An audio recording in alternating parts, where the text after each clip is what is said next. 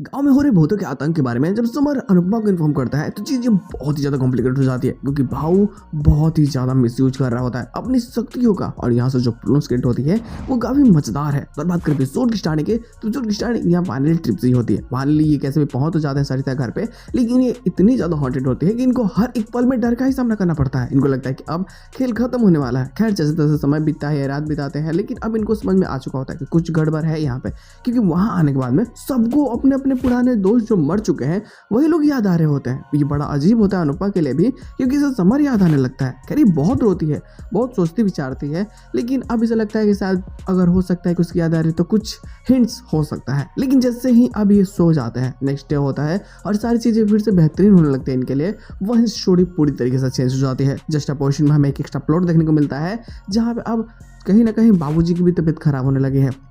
ऐसा समय है कि मानो जैसे उन्हें हार्ट अटैक आने वाला है, और हो सकता है कि उन्हें कुछ समय में ऐसा चीज़ें फेस करना पड़े जो शायद हो सकता है उनकी लाइफ के लिए बहुत ही ज़्यादा कॉम्प्लिकेटेड है, फिर के लोग उनकी लाइफ खत्म करने वाली हो।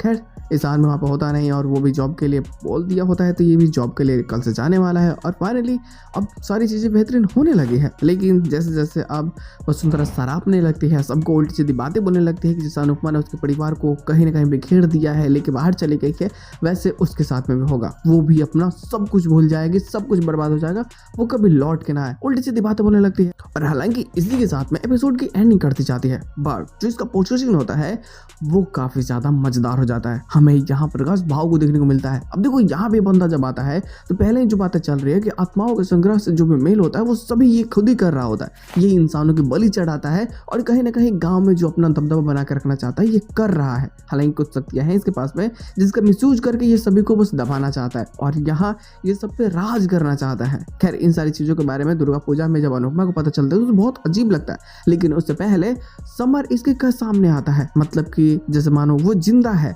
अनुपमा को कुछ समझ नहीं आता कि ये हो क्या रहा है, इसे किस चीज के बारे में बताना चाहता है, ये क्या हिंट दे रहा होता है। लेकिन समर जब बताता है कि यहाँ पे आत्माओं को कैद करके रखा गया है सिर्फ और सिर्फ प्रकाश भाव के द्वारा, तो अब अनुपमा उन सभी चीज़ों को आज़ाद करेगी। हो सकता है कि उसमें शायद समर का भी आत्मा हो। तो इन सभी चीज़ों को लेकर के जो स्टोरी लाइन चेंज होने वाली है ना, ये काफ़ी ज़्यादा मजेदार होने वाली है। या फिर हो सकता है कि शायद ये एक सपना मात्र हो, बट सच में ये स्टोरी लाइन काफ़ी कॉम्प्लिकेटेड है, क्योंकि अब पैरानॉर्मल एक्टिविटी जो होने लगी है, ये अब कैसे लड़ेगी अनुपमा इससे, और कैसे फाइनली सबको बचा करके वापस घर लेकर जाएगी। चीज़ें कॉम्प्लिकेटेड है, क्योंकि ये गए तो है अपने मन से, लेकिन वापस आना इनके बस की बात नहीं है। मज़ा आने वाली है।